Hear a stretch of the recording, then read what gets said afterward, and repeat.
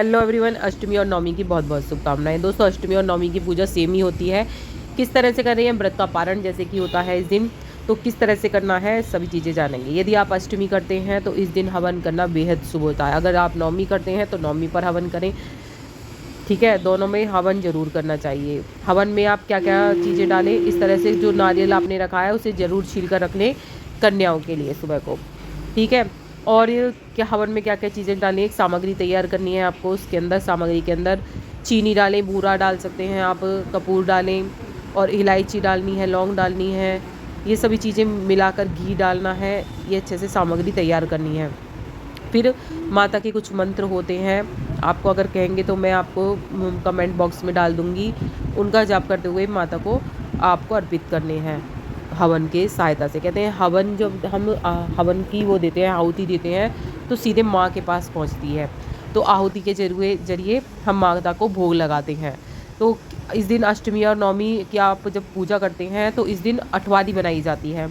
8 पूरियाँ बनाई जाएंगी और हलवा और चना रखकर उसके ऊपर ही, जैसे मैंने यहाँ पर रख रखा है, इस तरह से माता को भोग अर्पित करना है। भोग अर्पित करने के लिए जैसे कि मैंने यहाँ पर एक हवन कुंड रखा है, एक बुरा गला सिरका लीजिए जो कि गोबर, गाय के गोबर का होता है। उसके अंदर कपूर डाल दीजिए।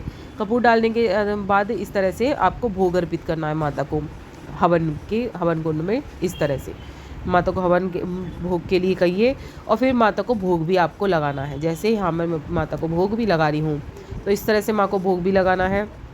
अब इस अठवारी का क्या करना है, और जो भी दक्षिणा हो वो चढ़ा दीजिए। हम सांझी भी रखी हैं, सांझी को भी मैं जिमा रही हूँ यहाँ पर। तो सांझी भी मेरी अगले दिन वो है, जब दशहरा होता है, जब मैं विसर्जित कर रही हूँ, सांझी मेरी रखी रहेंगी। और चौकी जो होती है, चाहे अष्टमी करें चाहे नवमी करें, दशहरे को ही चौकी उठाई जाती है या फिर नवमी के शाम तक आप उठा सकते हैं। तो दशहरे के दिन ही आप ये चौकी उठाएं अगर उठा रहे हैं, या फिर नवमी की शाम को। ये जो नवरात्रि के जो हैं ये हमारे दशहरे के दिन काम आएंगे। और जो माता को भोग लगा दिया है, फिर इस भोग को आप मंदिर में भिजवा सकती हैं, गाय को भी खिला सकती हैं। जो जल का लोटा है, पूरे घर में गंगा जल का छिड़काव करके आप किसी भी पौधे में डाल सकती हैं। और जो वो मैंने बताए थे गोले, वो बच्चों को सभी को बांटने हैं।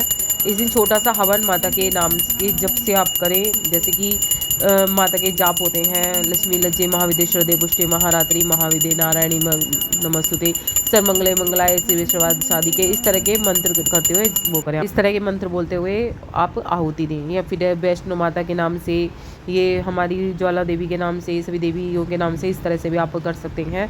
तो आप मेरे को बता देंगे, मैं मंत्र लिख दूँगी, ठीक है। उस तरह से आप हवन कर दीजिए। उसमें हवन करना, जैसे मैंने बताया, बेहद शुभ माना गया है। फिर इसके बाद आपको कन्या जिमानी चाहिए। कन्या आप 7, 9 जो भी ले सकें ज़रूर लीजिएगा। इस दिन कन्याओं को गुल्लक देना, मिट्टी की गुल्लक देना बेहद शुभ माना जाता है। तो आप वो भी दे सकते हैं, प्लास्टिक की चीज़ें उपहार में ना दें। जैसे मैंने बताया, आप वो दे सकती हैं, फल में केला दे सकती हैं आप। बस इतना ही। कुछ पूछना हो तो कमेंट बॉक्स में ज़रूर पूछिएगा।